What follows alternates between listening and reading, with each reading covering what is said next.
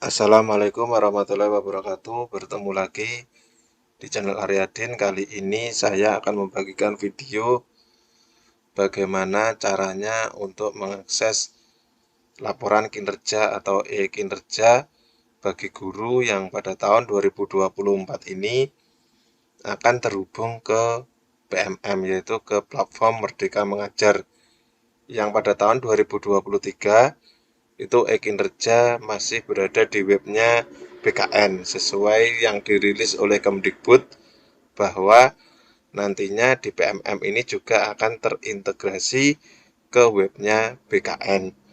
Lalu bagaimana caranya? Ini saya sarankan untuk membuka laporan kinerjanya atau e-kinerjanya itu dibuka di laptop, notebook, atau Chromebook. Karena kalau dibuka di HP itu mungkin ada beberapa yang tidak muncul menu laporan kinerjanya ini. Lalu bagaimana caranya? Yaitu yang pertama, buka di Google dengan akun Belajar ID Bapak Ibu semua. Jadi klik saja PMM, kemudian nanti akan muncul seperti ini, klik platform Merdeka Mengajar. Setelah itu klik buka PMM. Nah, di sini ada masuk, di sini ada keterangannya, ini harus menggunakan email yang berakhiran belajar ID atau madrasah.kemenak.go.id. Klik masuk, nanti akan diarahkan ke email yang akhirannya belajar ID. Setelah ini nanti bisa password atau yang lain, karena ini sudah saya sering buka jadi tidak masukkan password. Lanjut. Nah, di sini nanti ada pengembangan diri, ada pelatihan mandiri, komunitas, seleksi kepala sekolah, refleksi kompetensi, LMS, dan pengelolaan kinerja. Di sini diklik di pengelolaan kinerja ini.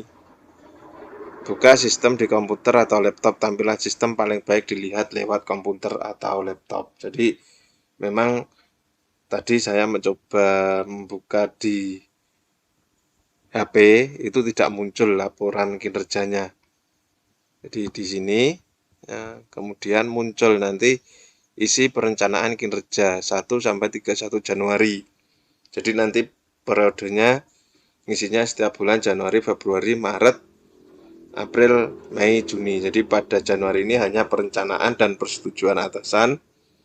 Nanti bulan Februari persiapan observasi kelas.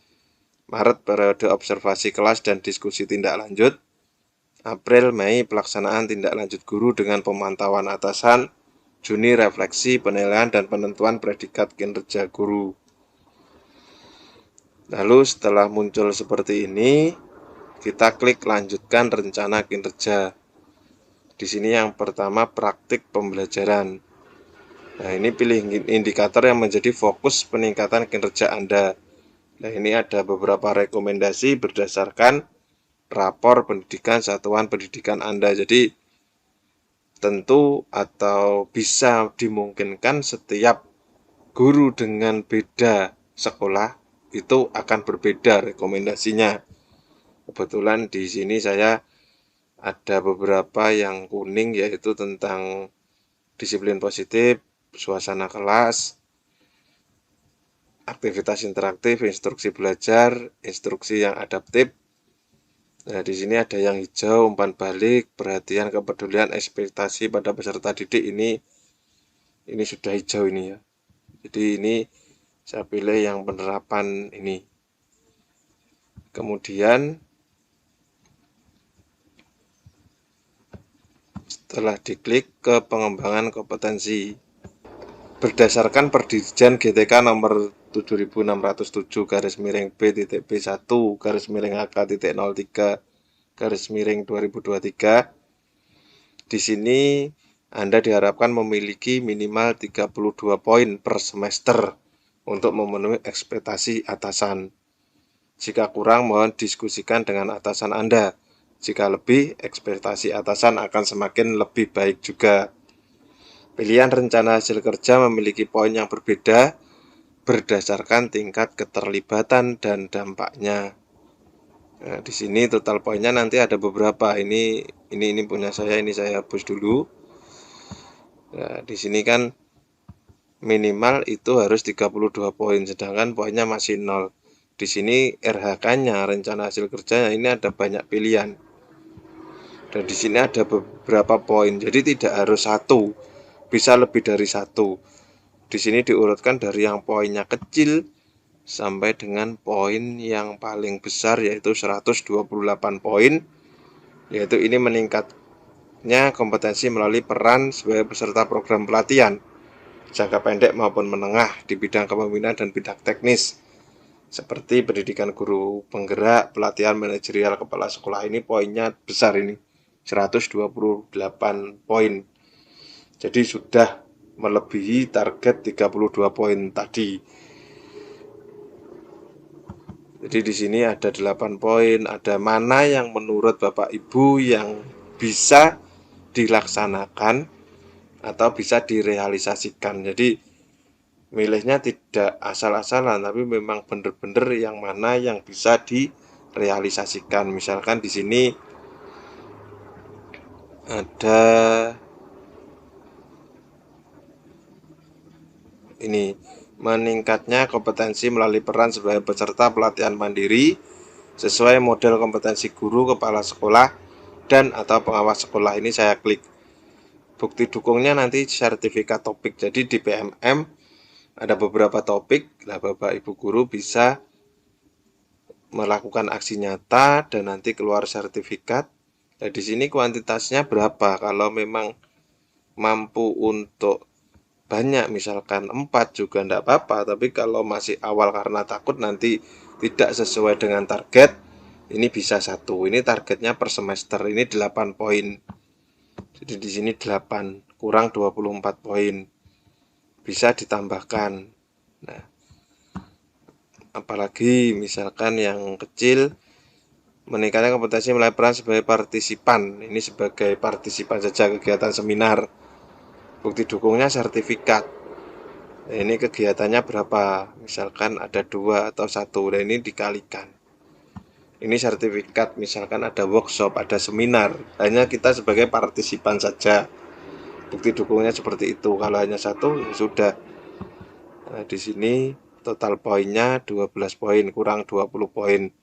Jadi Bapak Ibu bisa melengkapi sampai minimal 32 poin. Bagaimana jika nanti nilainya lebih, itu malah lebih bagus.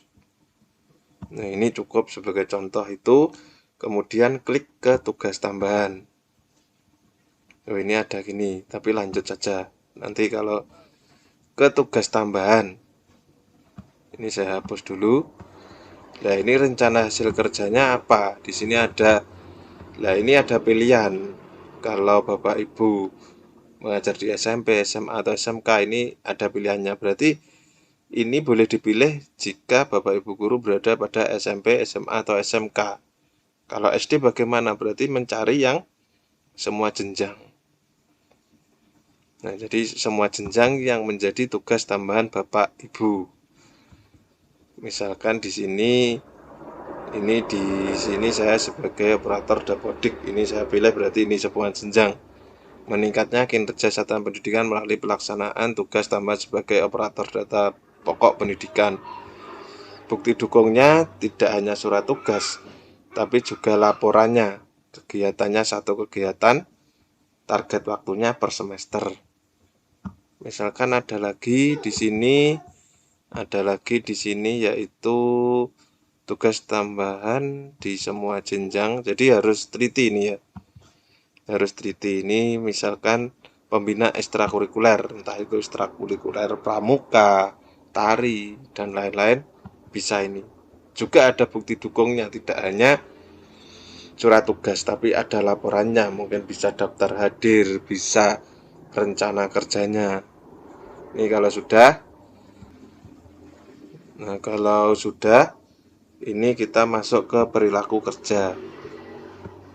Di sini aspek berorientasi pelayanan. Di sini milih memahami kebutuhan peserta didik dan berusaha memenuhinya, mana yang memang sesuai dengan Bapak Ibu. Melakukan perbaikan terus-menerus terhadap kompetensi dan perilaku kinerja. Bersifat ramah, mungkin ini Diklik bagaimana Anda menerapkan perilaku tersebut dalam kehidupan sehari-hari.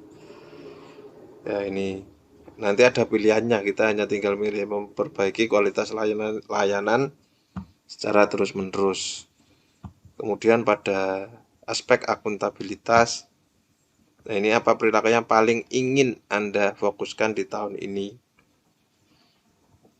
Ini mungkin melaksanakan tugas dengan jujur bertanggung jawab. Lalu apa aksi nyatanya dalam kehidupan sehari-hari? Ini melaksanakan kerja sesuai dengan ketentuan. Kompeten, diklik. Nah, ini menunjukkan memadai melakukan kinerja. Buktinya untuk mencari solusi. Nah, jadi diisi harmonis, menghargai setiap. Nah, jadi nanti kalau memang rapor mutunya beda-beda, itu bisa menggunakan. Nah, ada petunjuknya seperti ini. Jadi mungkin nanti hasilnya setiap Bapak Ibu guru membuka beda-beda juga. Menjaga nama baik satuan pendidikan. Di sini pilihannya ini adaptif, menyesuaikan secara cepat dalam hari dinamika. Di sini menjadi berbagai lingkungan kerja kolaboratif. Nah, ini di bulan Januari ini hanya rencana saja ya ini ya. Bekerja sama secara terbuka dalam menghasilkan dampak pembelajaran yang merata atau yang mana. Ini bekerja sama. Jadi setiap guru nanti seperti ini. Apakah ini hanya untuk ASN saja? Tapi kalau di Kemendikbudristek kemarin bahwa memang yang wajib itu ASN, tapi yang non ASN yang sebagai guru juga diharapkan untuk mengisi juga. Nah, ini kemudian klik ke rangkuman. Nah, ini hasil kerja utama. Ini meningkatkan berfokus penerapan disiplin positif. Ini evaluasinya tadi apa saja. Nah, ini nanti setelah itu ada target-targetnya ini ya. Setelah itu klik lanjut ajukan, nanti akan dinilai oleh kepala sekolah. Dan nanti masuk di akunnya kepala sekolah, nanti akan muncul nama-nama guru sesuai pada kinerjanya BKN. Jadi kalau sudah lanjutkan. Nah, ini periode Januari sekolahnya. Nah, ini. Nah, nanti ajukan perencanaan kinerja ke atasan, ajukan atau simpan ke draft. Jadi Januari itu hanya perencanaan guru dan persetujuan atasan. Nanti Februarinya persiapan observasi di kelas. Cukup sekian penjelasan dari saya. Ada kurang lebihnya mohon maaf. Selalu ikuti channel kami ini. Saya akhiri, wassalamualaikum warahmatullahi wabarakatuh.